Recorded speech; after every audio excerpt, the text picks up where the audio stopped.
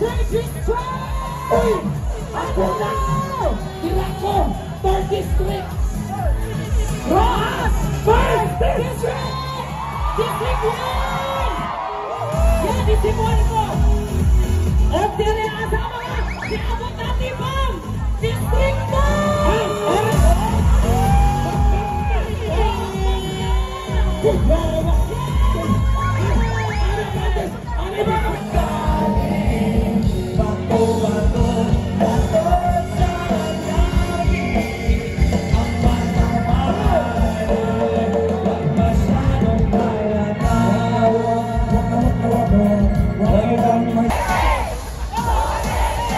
Happy birthday, Tatay Digong.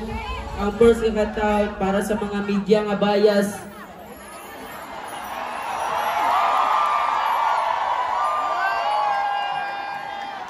Kung dili mo, kaya mga media nga bias nga ginadautan si Tatay Digong ba? Kung dili mo bias, dili na para sa inyo. Music Maestro.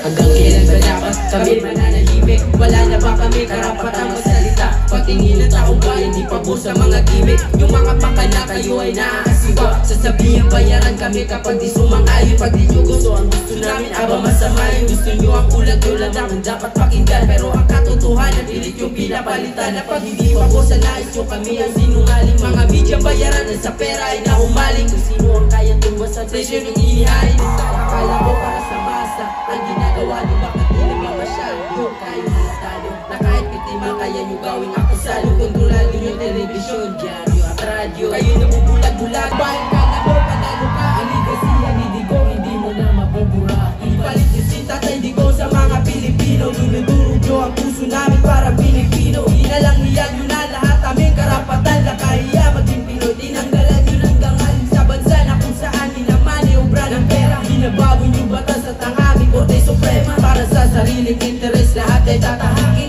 Magahaman at sakim, kayo ang dapat palayasin. Palit nyo si Tatay Digong sa mga Pilipino. Dinudurog nyo ang puso namin para Pilipino. Inalangian nyo na lahat aming karapatan. Nakahiya maging Pinoy, tinanggalan nyo ng dangal sa bansa na kung saan minamani obra ng pera. Hinababoy nyo batas at ang aming Korte Suprema. Para sa sariling interes lahat ay tatahakin. Magahaman at sakim, kayo ang dapat palayasin.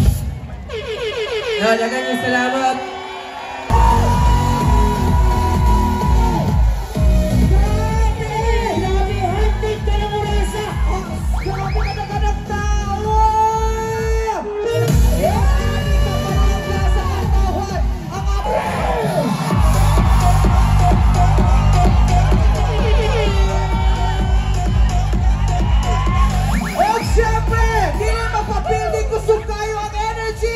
District 2!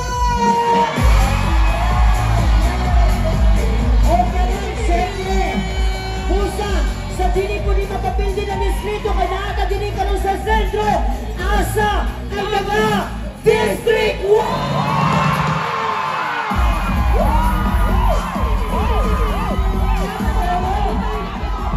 Pero lipay ko kay kita tanan.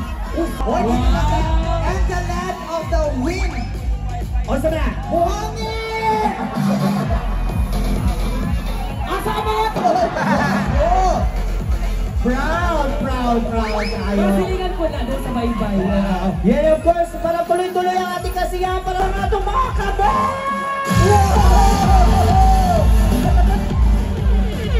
Yeah! Uy, grabe! Halos dito, wala na yung makita. Nakalisana, puro mga katawan. Kaway!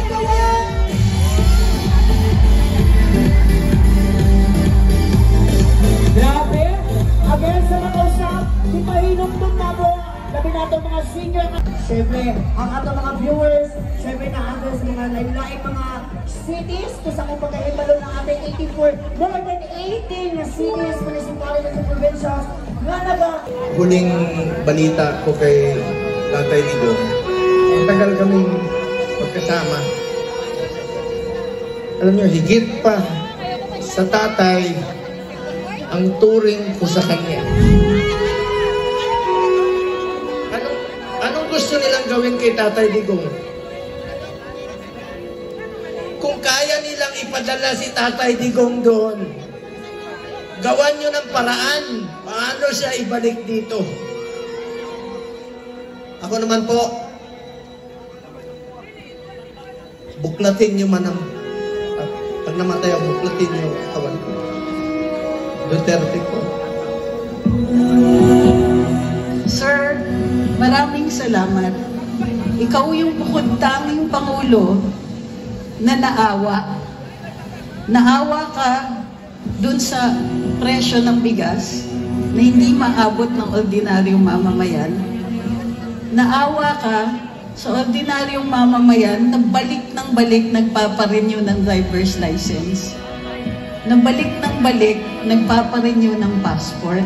Kayo lang po yung naawa nung nakita ninyo yung mga ordinaryong mamamayan na nakahiga sa harap ng DFA. Ano ba ang partido natin? Kapwa Pilipino tayo. Iisa lang ang ating bandila. Iisa lang ang nagwagayway na bandila natin. Nag-iisa ang Pilipinas. Hindi mo kami iniwanan. Ikaw lang ang leader ng bansa na ito na lumaban sa kriminalidad, droga at korupsyon mata sa mata.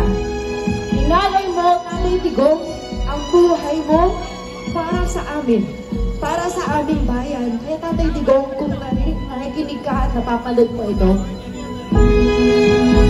hindi ka namin iiwan. Maraming salamat sa inyong lahat na nandito. Hanggat naniniwala tayo. Tatay Digong is bring him home!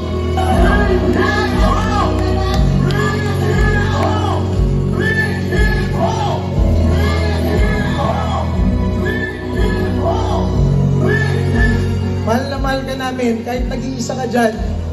Sana maisip mo, milyong-milyong Pilipino ang lumuluha, milyong-milyong Pilipino ang nagmamahal sa'yo. Isa kang bayani ng Pilipinas na buhay. Hindi namin nahayaan na mamatay ka dyan, iuwi ka namin sa bansang Pilipinas. Higit sa lahat, kailangan ni Tatay ng ating dalangin. Maalala ko nung presidente siya, marami kaming pinauwi na OFWs. Pres, maraming salamat po sa tulong. Sa Bahrain, pero isa dyan. Pero tama po si Atty. Vic.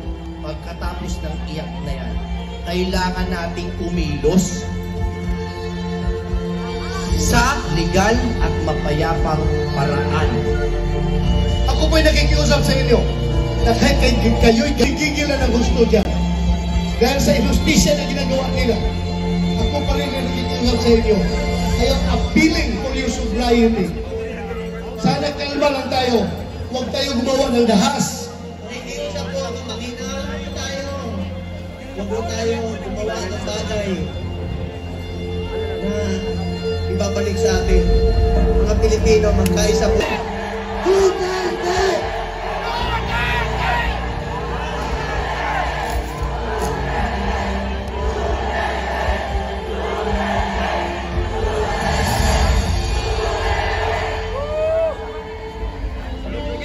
God is good. God is good. He will balance everything. Sometime, somewhere, somehow. And we will wait for that.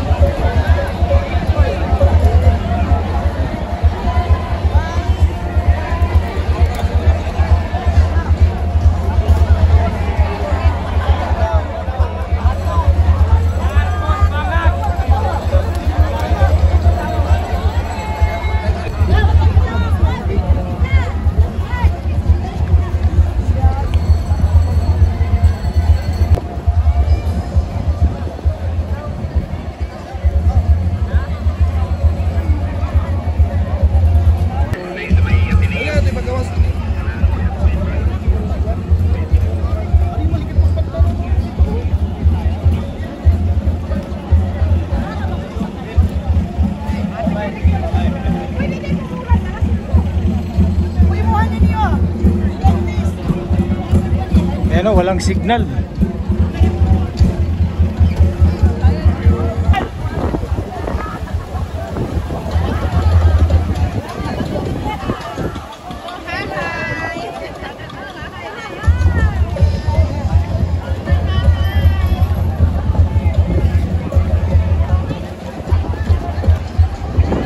Royalty. Royalty. Thank you very much. Sa Derte Gapunta. Ako nag-sticker. Wala na. Isa na dito.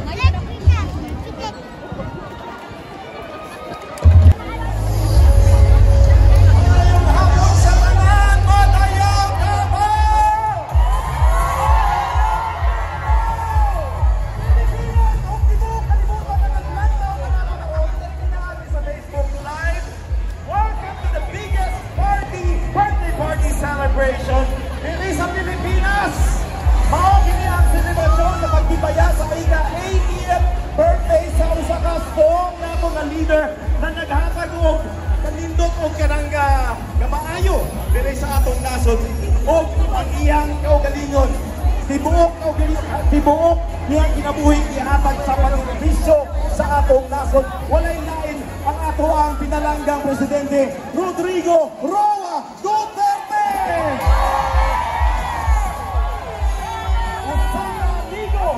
Usa ka lider o sa kaamahan sa katawhan Pilipino. Ako di si Alex. I'm one of your voices karong gabiuna o karong abuna. Mayong hapon sa tanan.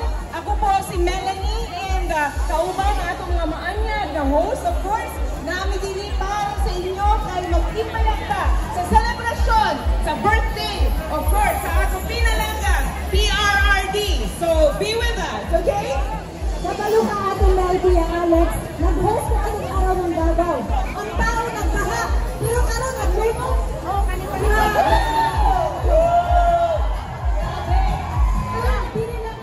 We are joined by 85, more than 85.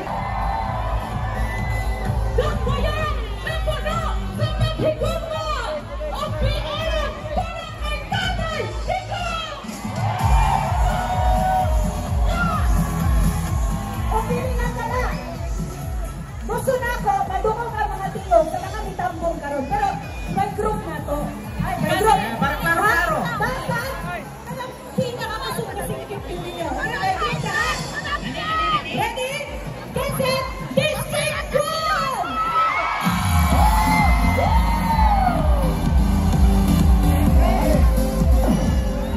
Tawagan na to ang anuang distrito. Wala lain, kundi ang second district. Grabe ang energy ko, pero di sila kaya. Ato pag-usap, recognize ang ato mga IP sa kaway-kaway! IP!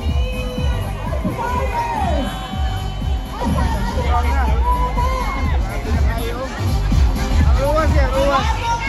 Uli ang ruwas.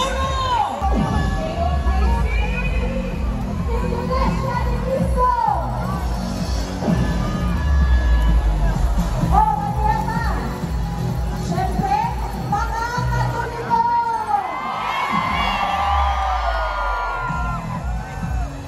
Maayong ato kanilang tanan.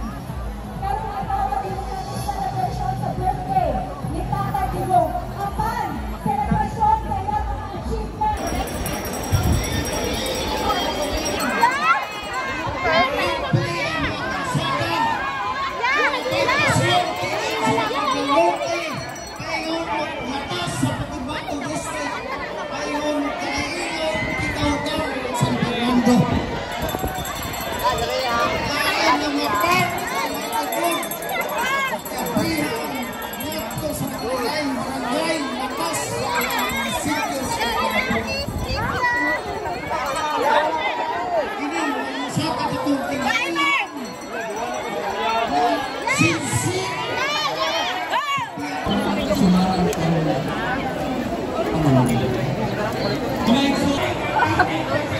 Kita ko kari.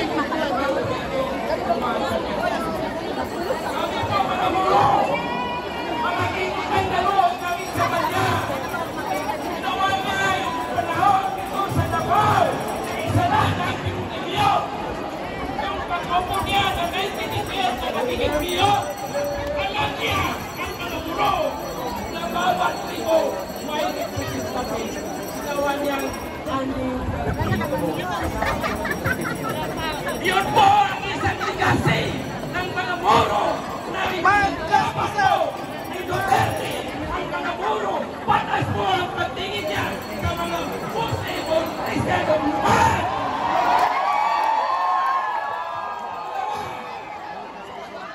Bago siya mahalal ng presidente, nagsabi siya sa mga Bangsamoro.